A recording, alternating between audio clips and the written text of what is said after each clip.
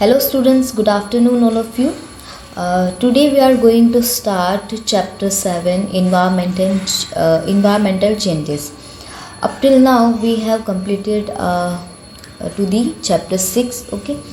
Today we are going to start discuss about the environmental changes. हमारे environment में जो भी changes होते हैं regarding weather, उन सारे changes को हम इस chapter के through study करेंगे. So you know the air that envelops the earth. ठीक है, तो अर्थ क्या है, एयर क्या है, अर्थ को एनवेलप करता है from all the side is known as atmosphere. ठीक है, तो एटमॉस्फेयर में जो एयर होता है वो अर्थ का एनवेलप की तरह काम करता है. ठीक है, पूरा अर्थ को जो है वो एनवेलप यानी ढक के रखता है अच्छे से. तो उस एयर को हम क्या बोलते हैं, अर्थ का एटमॉस्फेयर बोलते हैं.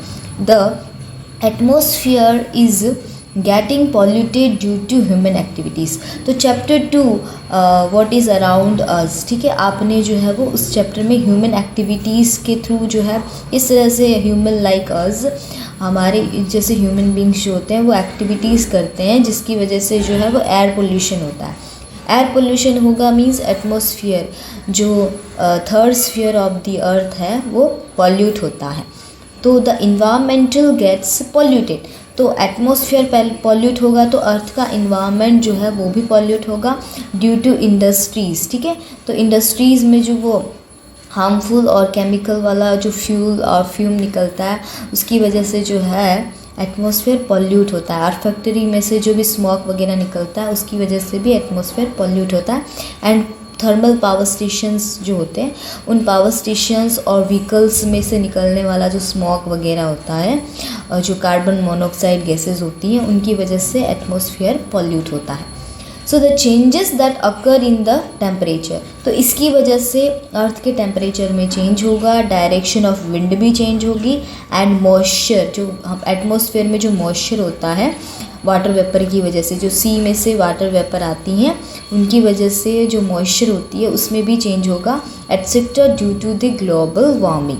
तो इसकी वजह से ग्लोबल वार्मिंग बढ़ जाएगा मींस कार्बन डाइऑक्साइड गैस बढ़ जाएगा इन्वायरमेंट में, are known as environmental changes. ठीक है, तो इन्वायरमेंटल चेंजेस क्या क्या हैं, the changes that occurs in temperature, temperature में चेंज होना, डायरेक्शन ऑफ विंड में चेंज होना, moisture etcetera due to global warming. ये ग्लोबल वार्मिंग की वजह से होता है. और ये जो ग्लोबल वार्मिंग की वजह से जो चेंजेस हो रहा है उन सारे चेंजेस को हम क्या बोलते हैं, environmental changes. Now there is a table. In this table you have to find the places that experience extreme rain. एक ऐसा प्लेस जहाँ पे, इन सारे प्लेसेस में जहाँ पे सबसे ज़्यादा रेन होती है. एक्सट्रीम रेन यानी सबसे ज़्यादा रेन, सबसे ज़्यादा हीट, सबसे ज़्यादा cold and extreme climatic conditions with the help of the given table. So also find out the reasons for the same. ठीक है, तो ये रीज़न आपको जो है वो खुद से फाइंड आउट करने हैं. ये टेबल दिया गया है, उसमें फर्स्ट कंट्री है Russia, then Iran, Brazil, Norway, Philippines and Saudi Arabia. उसके लिए हीट का टेम्परेचर दिया है कि कितना ज़्यादा हीट होता है. तो सबसे ज़्यादा हीट कहाँ पे है, सऊदी अरेबिया में है. और सबसे ज़्यादा कोल्ड कहाँ पे है, नेगेटिव में जाना है. तो नेगेटिव में -40 डिग्री, यानी कि सबसे कम जो कोल्ड है वो किस में है, 40 डिग्री सेल्सियस. यानी कि सबसे ज़्यादा कम टेम्परेचर होगा वही सबसे ज़्यादा कोल्ड टेम्परेचर होगा. तो नॉर्वे में जो है, नॉर्वे जो है वो कंट्री सबसे ज़्यादा कोल्ड है. और सबसे ज़्यादा रेन कहाँ पे होती है, देखो 300 सेंटीमीटर, यानी कि ग्राउंड लेवल से 300 सेंटीमीटर फिलीपाइंस में सबसे ज़्यादा रेन होती है. ठीक है, तो आपको इन सब का रीज़न जो है वो फाइंड आउट करके इस टेबल में लिखना है. This is your homework. Now we will study what is weather. ठीक है, तो हम इन्वायरमेंटल चेंजेस के बारे में स्टडी कर रहे हैं. तो उसमें जो है वो इन्वायरमेंटल चेंजेस के लिए हमें वेदर को स्टडी करना पड़ेगा. तो वेदर क्या होता है, देखो द कंडीशन ऑफ टेम्परेचर. ठीक है, तो टेम्परेचर का कंडीशन यानी टेम्परेचर में जो चेंज होता है उसको इन्वायरमेंटल चेंजेस बोलते हैं. लेकिन टेम्परेचर का जो कंडीशन है, रेन एंड मॉइस्चर, इन सब की जो कंडीशन होती है इन एनी रीजन, किसी भी रीजन में हम बात करें तो इनकी जो कंडीशन होती है at a particular point of time is known as weather. ठीक है, तो इनका कोई पर्टिकुलर फिक्स टाइम होता है कि हाँ इतने से इतने टाइम तक जो है वो रेनी सीज़न होगा, इतने से इतने टाइम तक जो है वो विंटर सीज़न होगा और समर सीज़न होगा। ठीक है, तो ये हम कैसे डिसाइड करते हैं? टेम्परेचर की कंडीशन, रेन की कंडीशन और मॉइस्चर दैट इज़ ह्यूमिडिटी की कंडीशन के बिहाफ पे हम डिसाइड करते हैं कि किसी भी रीजन में जो है वो ये चीज़ें जो है इनका कंडीशन पर्टिकुलर यानी फिक्स टाइम के लिए होता है, उसको वेदर बोलते हैं। ठीक है, तो वेदर का डेफिनेशन क्या हो गया? The condition of temperature, rain and moisture that is humidity in any region at a particular time of at a particular point of time is known as weather. Okay, so what would be the weather of this place? अब ये place है India climate का, यहाँ पे show किया गया है। तो यहाँ पे जो प्लेसेस वगैरह हैं, तो पर्टिकुलर प्लेस का वेदर क्या होगा? And right your answer in your notebook after carefully observing the given maps. तो ये मैप में जितने भी स्टेट्स आपको दिए गए हैं और सिटीज़ आपको दिए गए हैं, उनका जो है आपको वेदर नोट डाउन करना है कि कहाँ पे किस तरह का वेदर होगा। सो न्यू दिल्ली में किस तरह का वेदर होता है? लखनऊ, कोलकाता, अहमदाबाद, मुंबई, हैदराबाद एंड चेन्नई। ओके, सो यहाँ पे क्लाइमेट बताया गया है, इसके थ्रू आपको जो है वो मतलब ऑब्जर्व करके फिर लिखना है कि किस तरह का वेदर होगा। ठीक है, नाउ व्हाट इज़ क्लाइमेट? अब वेदर को हमने स्टडी कर दिया, बट हमने एक वर्ड क्लाइमेट के बारे में भी स्टडी किया कि जो क्लाइमेट होता है वो ज़्यादा टाइम तक रहता है तो क्या होता है। ठीक है, so the average condition of rain temperature, देखो फिक्स कंडीशन था तो हम वेदर बोलते हैं, लेकिन जो रेन टेम्परेचर और मॉइस्चर का जो है वो एवरेज कंडीशन होता है for over more than 35 year. ठीक है, मान लो कि 35 ईयर तक जो है वो एवरेज कंडीशन, मान लो कि 35 ईयर का मतलब एवरेज निकाला तो रेनी कंडीशन आया, फिर टेम्परेचर जो है वो,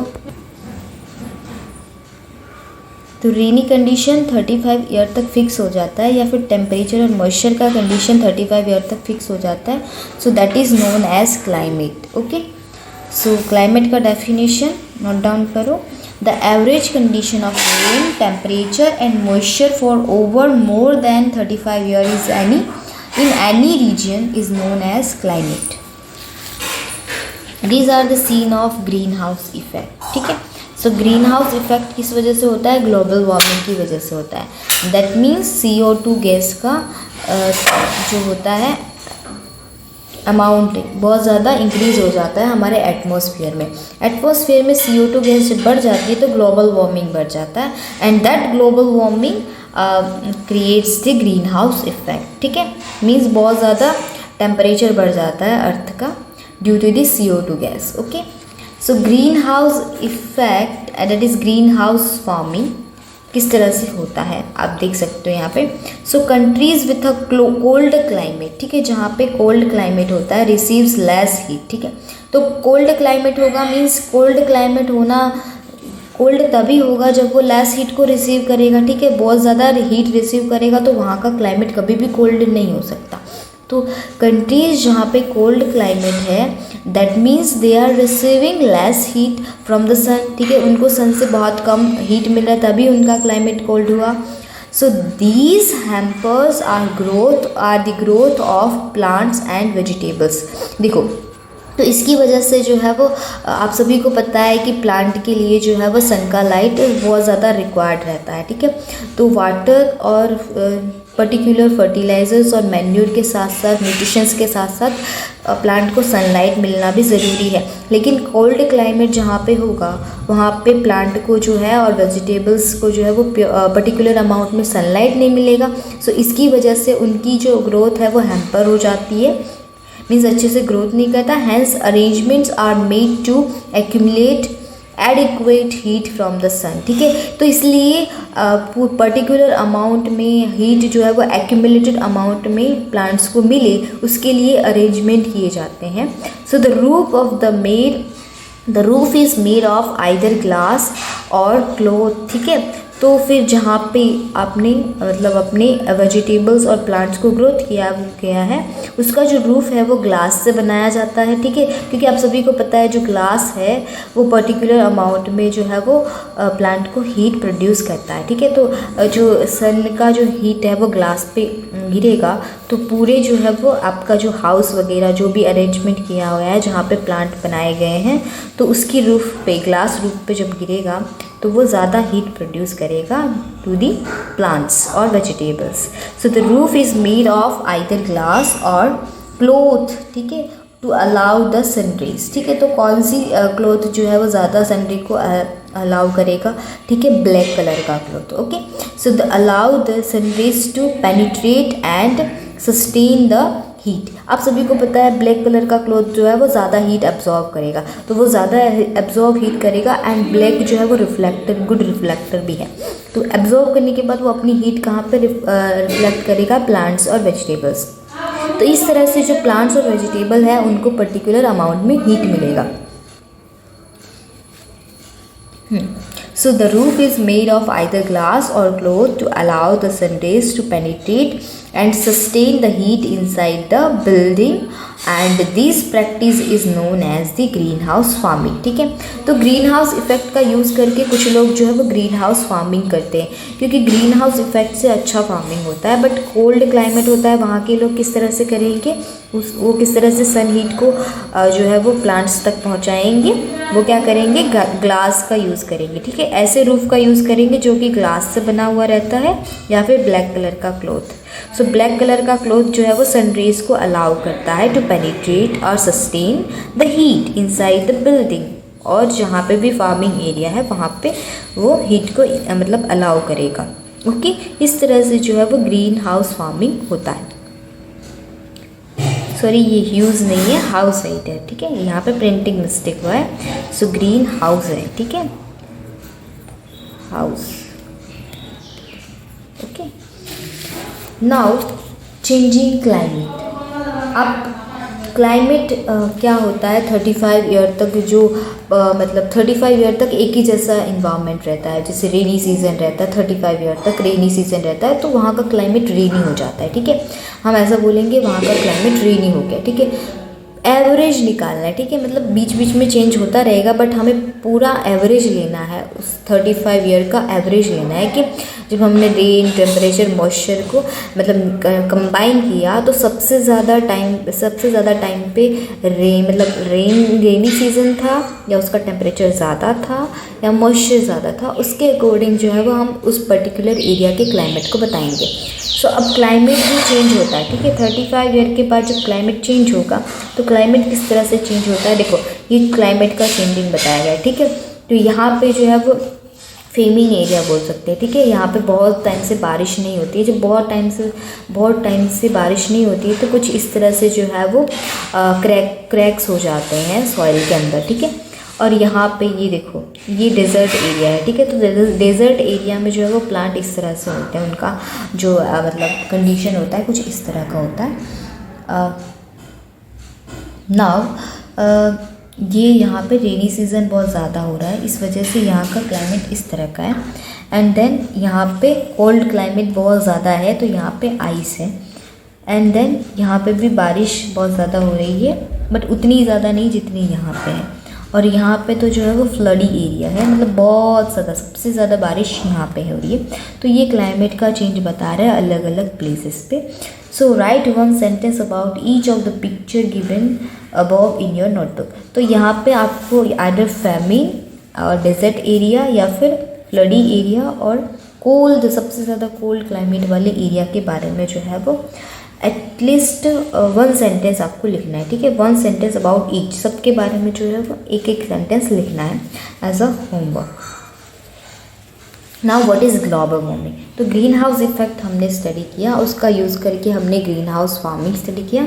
now we are going to study about the global warming. Global warming क्या होता है? So global warming refers to an unequal and continual rise in the average temperature of the earth's climate system due to the greenhouse gases। देखो green house effect में जो green house gases होती है, ठीक है, तो ग्रीन हाउस फार्मिंग की वजह से आप सभी को पता है कि उसमें गैसेस प्रोड्यूस होती हैं, उन गैसेस को ग्रीन हाउस गैसेस कहा जाता है। तो ग्रीन हाउस गैसेस की वजह से जो है अर्थ का टेम्परेचर, एवरेज टेम्परेचर जो होता है वो कंटिन्यूसली राइज होता है, यानी बढ़ जाता है, टेम्परेचर बढ़ जाता है, मीन्स हीट बढ़ जाता है, ठीक है। और अनइक्वल, मतलब इक्वल अमाउंट में भी नहीं है, अनइक्वल, मतलब कभी भी कभी ज़्यादा और ज़्यादा, फिर मतलब बहुत ज़्यादा अमाउंट में जो है वो हीट राइज होता रहता है। तो इक्वल अमाउंट में नहीं होता, ये अनइक्वल और कंटिन्यूसली राइज होता है average temperature of the earth's climate system due to what, green house gases. So it occurs, अब ये जो ग्लोबल वार्मिंग है वो कैसे होता है, it occurs when certain gases in the atmosphere entrap infrared radiation, ठीक है, तो वो इंफ्रारेड रेडिएशन को एंट्रैप करेगी, ठीक है। यूवी रेस आप सभी को पता है सन से मिलता है हमें, तो उन सन को जो है, उन सन रेस को एंट्रैप कर लेती है इंफ्रारेडियस और इंफ्रारेड रेडिएशन, जिसको हम UV rays, no, infrared radiation और ultraviolet radiations are different things, यहाँ पे प्रिंटिंग मिस्टेक है। So it occurs when certain gases in atmosphere entrap infrared radiation, ठीक है, like UV rays and this effect makes the planet warmer, ठीक है। तो जब एंट्रैप हो जाएंगी गैसेस एटमॉस्फेयर में तो इसकी वजह से प्लानट जो है वो वार्मर हो जाएगा, which subsequently reaches to global warming, और इसकी वजह से जो है वो ग्लोबल वार्मिंग का इफेक्ट बढ़ जाता है। देखो ये पूरा ग्रीन हाउस इफेक्ट और ग्लोबल वार्मिंग पूरा बताया गया है। आप सभी को पता है यहाँ पे जो सनरेज हो रही है वो रिफ्लेक्ट हो रही है, ये एटमॉस्फेयर है, absorb by the earth, absorb by the atmosphere and the अर्थ, ठीक है। यहाँ से एब्जॉर्ब हो गई हीट और एक्सकेप हो रही है radiation to the atmosphere and the earth both. यहाँ पे एजेस ऑफ एटमॉस्फेयर है, ठीक है, ये वाली जो अपर एज है इसको एज ऑफ एटमॉस्फेयर बोला जाता है, ठीक है। तो आप सभी को पता है ये CFC दैट इज़ क्लोरोफ्लोरोकार्बन, ठीक है, जो फ्रीज में से सबसे ज़्यादा, रेफ्रिजरेटर में से सबसे ज़्यादा क्लोरोफ्लोरोकार्बन जो है वो रिलीज़ होता है, और ऑयल एंड पेट्रोल इंजन से जो है वो सबसे ज़्यादा कार्बन मोनोऑक्साइड गैस रिलीज़ होता है, ठीक है। CO गैस सबसे ज़्यादा जो है वो व्हीकल्स में से रिलीज़ होता है। And radiations absorb by green house gases, तो ग्रीन हाउस गैसेस की वजह से जो रेडिएशन अब्जॉर्ब होता है वो वापस इन्वायरमेंट में ही आ जाता है अर्थ के। And green house gases and fossil fuels, ठीक है, so fossil fuels like petroleum, coke, coal वगैरह से जो फ्यूल होता है उसको फॉसिल फ्यूल कहा जाता है, ठीक है। सो इनकी वजह से भी ग्रीन हाउस गैसेस और इनकी वजह से भी जो है वो एटमॉस्फेयर पॉल्यूट होता है। एंड दिस इज़ डिफॉरेस्टाइजेशन, ठीक है, मीन्स फॉरेस्टाइजेशन क्या होता है, जहाँ पे मतलब पर्टिकुलर अमाउंट में एनिमल और फॉरेस्ट एरिया हो, लेकिन फॉरेस्ट फायर की वजह से वहाँ पे डिफॉरेस्टाइजेशन हो जाता है, ठीक है, उसमें जंगल में आग लग जाना, ठीक है, फायर प्रोड्यूस होना, उसको क्या बोलते हैं, डिफॉरेस्टाइजेशन। नाउ न्यूज़ फ्रॉम न्यूज़पेपर, ठीक है, आपको सभी को पता है कि न्यूज़पेपर में न्यूज़ आती रहती है कि अलग अलग कंट्रीज़ में किस तरह का टेम्परेचर है, क्लाइमेट है, वेदर है, ठीक है। सो ये जो है वो हम नेक्स्ट लेक्चर में स्टडी करेंगे, ठीक है। So up till now you have to revise up to the global warming, ठीक है। तो अभी स्टार्टिंग से लेके ग्लोबल वार्मिंग तक जो भी हमने स्टडी किया है उसको आपको रिवाइज करना है, और इम्पॉर्टेंट फैक्ट्स और जो भी होमवर्क दिया है उसको CW में नोट डाउन करना है, okay. So thank you for watching this video, bye bye, take care.